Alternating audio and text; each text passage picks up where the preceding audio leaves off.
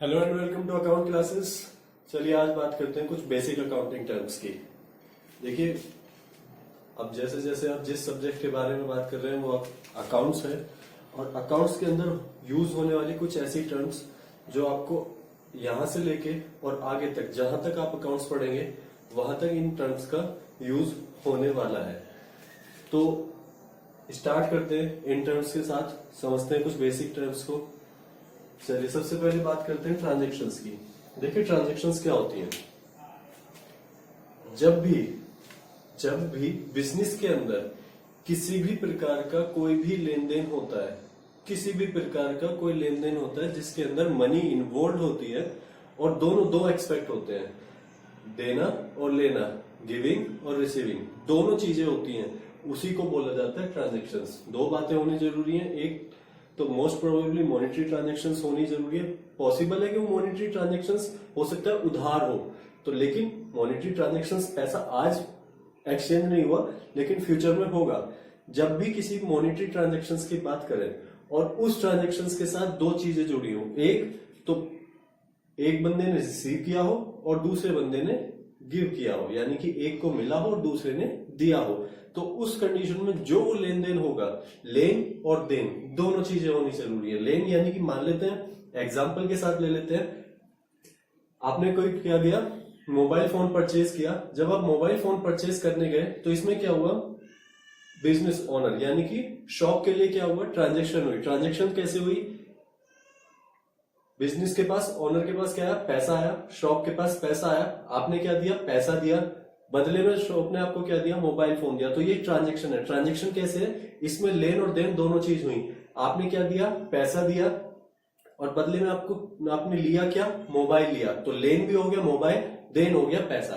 तो ट्रांजैक्शंस का मतलब होता है जब दोनों चीजें, लेन और देन, यानी कि ट्रांजैक्शंस होती है जब मॉनिटरी इन्वॉल्व हो, पैसा इन्वॉल्व हो और चीजें क्या की जाए, इंटरचेंज की जाए, उस कंडीशन में होती है वो ट्रांजैक्शंस। अकाउंट के अंदर ट्रांजैक्शंस का बहुत बड़ा रोल है। जितनी भी ट्रांजैक्शंस होंगी उनको रिकॉर्ड किया जाता है। ट्रांजैक्शंस को रिकॉर्ड करना ही बेसिकली अकाउंटिंग कहा जाता है। सेकंड बात आती है, जब भी कोई बिजनेस स्टार्ट किया जाता है, आपको पता है किसी भी बिजनेस को स्टार्ट करने से पहले कुछ ना कुछ अमाउंट इन्वेस्ट होनी जरूरी है, कुछ ना कुछ अमाउंट उस बिजनेस में लगानी जरूरी है। अगर आप छोटे से छोटा कोई बिजनेस लेके भी बैठते हैं तो बिजनेस लेने के लिए, यानी कि उसमें क्या कर रहे हैं आप, सेल परचेज कर रहे हैं, तो जब सेल परचेज कर रहे हैं तो उसमें क्या चाहिएगा, स्टॉक चाहिएगा, कैपिटल चाहिएगा, बिजनेस चाहिए, मतलब ऑफिस चाहिएगा, बहुत सारी चीजें ऐसी होती हैं जो आपको क्रिएट करनी होगी। तो उस कंडीशन में क्या होता है, जो मनी इन्वेस्ट की जाती है, जो पैसा लगाया जाता है, जिसके साथ बिजनेस स्टार्ट किया जाता है, कौन लगाता है, बिजनेस ओनर, जो इसका मालिक होगा, जिसने भी बिजनेस स्टार्ट किया है। तो क्या करता है, जब पैसा लगाता है बिजनेस के अंदर, उसी को बोला जाता है कैपिटल। थर्ड आता है बिजनेस एंटाइटी। बिजनेस एंटाइटी क्या होती है, business entity is a organisation, यानी कि जब क्या होता है, कोई भी एक ऑर्गेनाइजेशन जो बिजनेस कर रही है उसी को बोला जाता है बिजनेस एंटाइटी। इसको एंटाइटी इसलिए बोलते हैं, एंटाइटी का मतलब होता है सेपरेट फर्म, एक सेपरेट यूनिट, ठीक है। तो क्या होगी, बिजनेस एंटाइटी। बिजनेस एंटाइटी एक ऑर्गेनाइजेशन होती है जो बिजनेस कर रही होती है। फोर्थ आता है आपका अकाउंट। अकाउंट क्या होगा, अकाउंट बेसिकली, वैसे तो आप अकाउंट पढ़ ही रहे हो, लेकिन अकाउंट का मतलब यहां पे है कि जितना भी कोई ट्रांजैक्शन हुई उसका एक जगह रिकॉर्ड रखना इज अकाउंट। कोई भी ट्रांजैक्शन हुई बिजनेस के अंदर और बिजनेस के अंदर होने वाली ट्रांजैक्शन का एक जगह रिकॉर्ड रखे जाने को ही बोला जाता है आपका अकाउंट। के अकाउंट मेंटेन करना, अकाउंट मेंटेन करना यानी कि क्या उस बिजनेस से गया और क्या उस बिजनेस के अंदर आया, इस सारी चीजों का लेखा जोखा रखना ही अकाउंट कहा जाता है। फिफ्थ आता है आपका ओनर। बात की थी कैपिटल के टाइम पे कि जो पैसा लगाता है, जिसने बिजनेस स्टार्ट किया, वही होता है ओनर। ओनर का मतलब जिसने बिजनेस स्टार्ट किया है, ऑन, जिसका बिजनेस है, ऑन है, यानी कि जिसने वो बिजनेस शुरू किया है कैपिटल लगा के, वही होता है बिजनेस का ओनर। नेक्स्ट बात करते हैं क्रेडिट और डेबिट। ये दो ऐसी टर्म है जो अब आप अकाउंट पढ़ेंगे, आगे चल के अकाउंट पढ़ेंगे तो इन दो टर्म्स का बहुत ज्यादा यूज होने वाला है। किसी भी अकाउंट को, जब भी आप कोई अकाउंट बनाएंगे, मोस्ट प्रोबेबली हर अकाउंट के अंदर आपको क्या देखने को मिलेगा, क्रेडिट साइड और डेबिट साइड, ठीक है।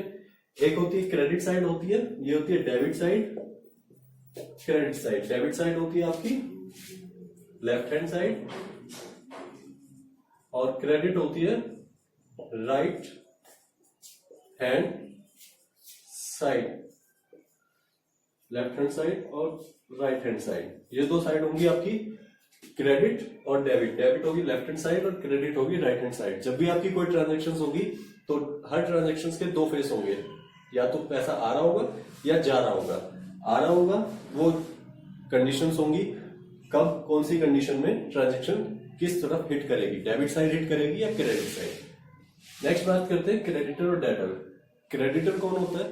क्रेडिटर वो पर्सन होता है जिसको बिजनेस से पैसा लेना होता है। बिजनेस के लिए क्या होती है? लायबिलिटी होती है।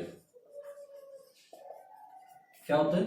जिसको बिजनेस से पैसा चाहिए होता है वो होता है आपका क्रेडिटर, उधार लेने वाला। उधार लेने वाला जो आपसे उधार पैसा जिसने आपको दिया था वो आपसे पैसा लेगा। एक होता है डेटर। डेटर वो होता है जो आपको पैसा देगा, जो आपको पैसा देगा। ये क्या होती है आपकी एसेट्स, पैसा देने वाला। दोनों ही कंडीशन में क्या होगी? मनी। मनी लायबिलिटी यानी कि क्रेडिटर पैसा आपसे क्या होगा? लेने वाला, और डेटर देने वाला। लास्ट आता है आपका अकाउंटिंग पीरियड। अकाउंटिंग पीरियड वो टाइम पीरियड होता है जिसके अंदर एक अकाउंट मेंटेन किया जाता है। मोस्ट प्रोबेबली ये इंडियन अकाउंट के हिसाब से कौन सा होता है? 1 अप्रैल से लेके 31 मार्च। ये होता है आपका अकाउंटिंग पीरियड। इसी अकाउंटिंग पीरियड के अंदर आपको क्या करने होंगे? अपने अकाउंट्स मेंटेन करने होंगे। चलिए आज के लिए इतना ही, बाकी करेंगे।